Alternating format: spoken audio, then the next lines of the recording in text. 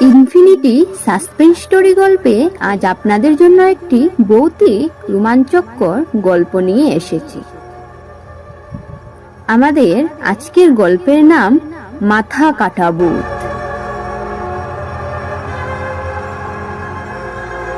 সন্ধ্যা ঘনিয়ে এসেছে। গ্রামের পাকা রাস্তা ধরে একলা হাঁটছিল শুভ্র। আজ তার কাজ একটু দেরিতে শেষ হয়েছে। গ্রামের বাইরে ছোট এক অফিসে কাজ করে সে। অফিস থেকে বাড়ি ফেরার পথে পাশ কাটাতে হয় এক পুরনো বট গাছকে, যার সঙ্গে জড়িয়ে আছে নানা ভূতের গল্প। শুভ্র এসব বিশ্বাস করে না, তবে আজ হঠাৎই কেমন যেন গা ছমছম লাগছে। বাতাস নেই, অথচ গাছের পাতা কাঁপছে। চারপাশের পরিবেশ ভীষণ নিস্তব্ধ। পা বাড়াতেই পিছন থেকে যেন একটা গলা শুনতে পেল সে, এই যে থামো। শুভ্র থমকে দাঁড়ালো। পেছনে তাকিয়ে দেখলো ধবধবে সাদা কাপড়ে মুড়ানো এক ছায়া মূর্তি। তবে সবচেয়ে ভয়ঙ্কর ব্যাপার হলো সেই ছায়া মূর্তির মাথা নেই। শুভ্রের শরীর অবশ হয়ে এলো।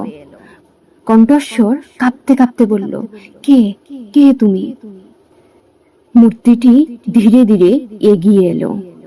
শূন্য গলার গভীর থেকে এক করুণ কণ্ঠ ভেসে এলো, আমি এই বটগাছের সাথেই ছিলাম। বহু বছর আগে আমার মাথা কেটে আমাকে হত্যা করা হয়েছিল। এখনো আমি আমার মাথা খুঁজে বেড়াই। শুভ্র আতঙ্কে এক পা করে পিছিয়ে গেল। সে শুনেছে এই বটগাছের নিচে বহু বছর আগে এক জমিদারের চাকরকে হত্যা করা হয়েছিল। জমিদার তার বিশ্বাসঘাতকতার শাস্তি দিতে মাথা কেটে ফেলেছিল। সেই মাথাহীন দেহ নাকি এখনো প্রতিশোধের জন্য ঘুরে বেড়ায়। মূর্তিটি আরো কাছে এলো, আর শুভ্র দেখল যে তার হাতে একটা রক্তমাখা কুড়াল। শুভ্র দৌড়াতে চাইল, কিন্তু পা যেন অবশ হয়ে গেছে। আমার মাথা ফিরিয়ে দাও, ভূতটি চিৎকার করে উঠল। হঠাৎ করেই বাতাস বইতে শুরু করলো। গাছের ডালপালা ছটপট করতে লাগলো। কোথা থেকে যেন একটা মাথা ঘুরিয়ে এসে ভূতের পায়ের সামনে পড়ল। ভূতটি মাথাটি হাতে নিতেই তার শরীর বিকট এক চিৎকার করে অদৃশ্য হয়ে গেল। শুভ্র জ্ঞান হারিয়ে ফেলল। পরদিন সকালে গ্রামের লোকজন তাকে রাস্তার ধারে অচেতন অবস্থায় পেল। কেউ বিশ্বাস করলো না তার কথা, কিন্তু বৃদ্ধ গ্রামের মুরল বলল, তুমি ভাগ্যবান, সে তার মাথা ফিরে পেয়েছে, নইলে আর ফিরে আসতে পারতে না। তারপর থেকে আর কেউ সেই বটগাছের নিচে মাথাহীন ভূতকে দেখেনি। তবে রাতে একাকী পথ চলতে গা ছমছম করে, যেন কেউ পেছন থেকে ফিসফিসিয়ে বলে, আমার মাথা ফিরিয়ে দাও। বছর কয়েক পর এক অন্ধকার রাতে গ্রামের এক যুবক সেই পথ ধরে ফিরছিল। আচমকা বাতাসে ফিসফিস শব্দ উঠল। ভয়ে পিছিয়ে গিয়ে সে দেখল বটগাছের নিচে এক সাদা ছায়ামূর্তি দাঁড়িয়ে আছে। এবার তার মাথা আছে, কিন্তু মুখ দেখা যাচ্ছে না। যুবকটি চিৎকার করে দৌড়ে পালালো। গ্রামে ফিরে এসে বলল, ভূত আবার এসেছে, এবার তার মুখ নেই। সেদিন থেকে আবার এক নতুন আতঙ্ক ছড়িয়ে পড়ল গ্রামে। কেউ বলে সে তার নতুন প্রতিশোধের অপেক্ষায়। তারপর এক রাতে গ্রামের কয়েকজন তরুণ মিলে বটগাছের কাছে যাওয়ার সিদ্ধান্ত নেয়।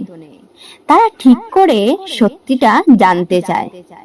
চারজন মিলে হাতে লণ্ঠন নিয়ে এগিয়ে গেল গাছের দিকে।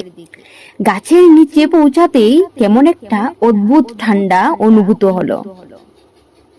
বাতাস একদম থেমে গেল, যেন চারপাশ নিস্তব্ধ হয়ে গেছে। ঠিক তখনই হঠাৎ এক বিকট হাসির শব্দ ভেসে এলো। তরুণদের লণ্ঠনের আলোতে ধীরে ধীরে এক সাদা মূর্তি স্পষ্ট হতে লাগলো। এবার তার মুখ দেখা গেল, কিন্তু সে হাসছে। সেই হাসি ছিল অস্বাভাবিক, যেন কোনো অশুভ শক্তির ইঙ্গিত দিচ্ছে। তোমরা আমাকে কি ফিরিয়ে দিতে এসেছো? সেই গাঢ় কণ্ঠস্বর কানে এলো তাদের। তরুণরা ভয় পেয়ে গেল। ঠিক তখনই এক প্রবল বাতাস বইতে শুরু করলো, আর তাদের লণ্ঠন নিভে গেল। চারপাশ অন্ধকার। কেউ একজন চিৎকার করলো, দৌড়াও! তারা দৌড়ে পালিয়ে গেল। পরদিন সকালে তারা একে অপরের দিকে তাকিয়ে দেখলো, সবার গলায় লালচে দাগ, যেন কেউ শক্ত করে চেপে ধরেছিল রাতে। গ্রামের মুরল বললেন, সে এবার তার মুখ পেয়েছে, কিন্তু সে কিছুই ভুলে না। এবার সে নতুন প্রতিশোধের অপেক্ষায়। তারপর থেকে কেউ আর রাতে সেই পথে যায় না, আর যারা সাহস করে যায় তারা আর ফিরে আসে না। গল্পটি শোনার জন্য আর পাশে থাকার জন্য আপনাদের অসংখ্য ধন্যবাদ। গল্পটি যদি ভালো লাগে তাহলে আমাদের চ্যানেলটিকে লাইক, শেয়ার এবং সাবস্ক্রাইব করতে ভুলবেন না। শুভরাত্রি বন্ধুরা।